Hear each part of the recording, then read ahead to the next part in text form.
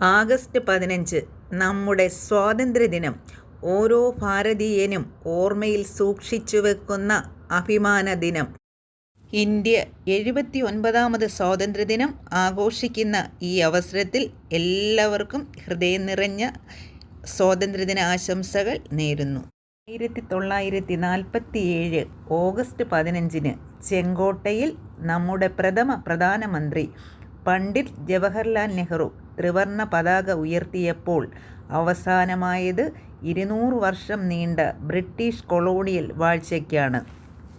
അന്ന് അദ്ദേഹം നടത്തിയ ചരിത്രപ്രസിദ്ധമായ പ്രസംഗം ഇന്നും നമ്മുടെ മനസ്സിൽ പ്രതിധ്വനിക്കുന്നു. അർദ്ധരാത്രിയിൽ ലോകമുറങ്ങുമ്പോൾ ഇന്ത്യ ജീവിതത്തിലേക്കും സ്വാതന്ത്ര്യത്തിലേക്കും ഉണരും. അന്നു മുതൽ ഇന്ത്യ ലോകത്തിനു മുൻപിൽ ഒരു പരമാധികാര സോഷ്യലിസ്റ്റ് മതേതര ജനാധിപത്യ റിപ്പബ്ലിക്കായി തലയുയർത്തി നിൽക്കുകയാണ്.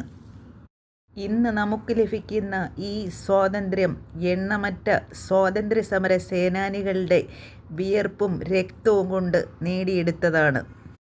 ഓരോ സ്വാതന്ത്ര്യദിനവും കടന്നു പോകുമ്പോഴും രാജ്യത്തിൻ്റെ സ്വാതന്ത്ര്യത്തിനായി സ്വജീവനും ജീവിതവും ത്യജിച്ചു പോരാടിയ ആ ധീര സമരനായകരെക്കുറിച്ച് ഓർക്കുന്നതിനൊപ്പം ഒരു ഇന്ത്യൻ പൗരൻ എന്ന നിലയിൽ നാം ഓരോരുത്തരും അഭിമാനിക്കുകയും നമ്മുടെ രാജ്യത്തിൻ്റെ അന്തഃസത്ത നിർമ്മിച്ചിരിക്കുന്ന ജനാധിപത്യം, സമത്വം, നീതി എന്നീ ആദർശങ്ങളോടുള്ള പ്രതിബദ്ധത ഊട്ടിയുറപ്പിക്കുകയും ചെയ്യണം.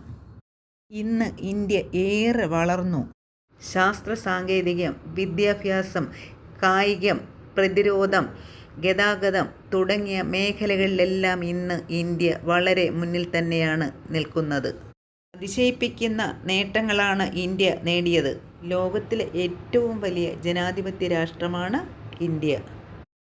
ഈ മഹത്തായ രാഷ്ട്രത്തിലെ പൗരന്മാരെന്ന നിലയിൽ രാജ്യത്തിൻ്റെ പുരോഗതിയിൽ അനിവാര്യമായ സംഭാവനകൾ നൽകേണ്ടതും നമ്മുടെ സ്വാതന്ത്ര്യ സമര സേനാനികളുടെ ത്യാഗങ്ങൾ വ്യർത്ഥമാകില്ലെന്ന് ഉറപ്പാക്കേണ്ടതും നമ്മുടെ കടമയാണ്. നമ്മുടെ സ്വാതന്ത്ര്യം വെറുമൊരു പദവിയല്ല, മറിച്ച് ഒരു ഉത്തരവാദിത്തമാണെന്ന് ഓർമ്മയിൽ സൂക്ഷിക്കുക. രാജ്യത്തിൻ്റെ വളർച്ചയ്ക്കും ഉന്നമനത്തിനുമായി ഊർജിതമായി പ്രവർത്തിച്ചുകൊണ്ട് നമ്മുടെ സ്വാതന്ത്ര്യത്തിനായി പോരാടിയവരുടെ സ്മരണകൾ നമുക്ക് ആദരിക്കാം.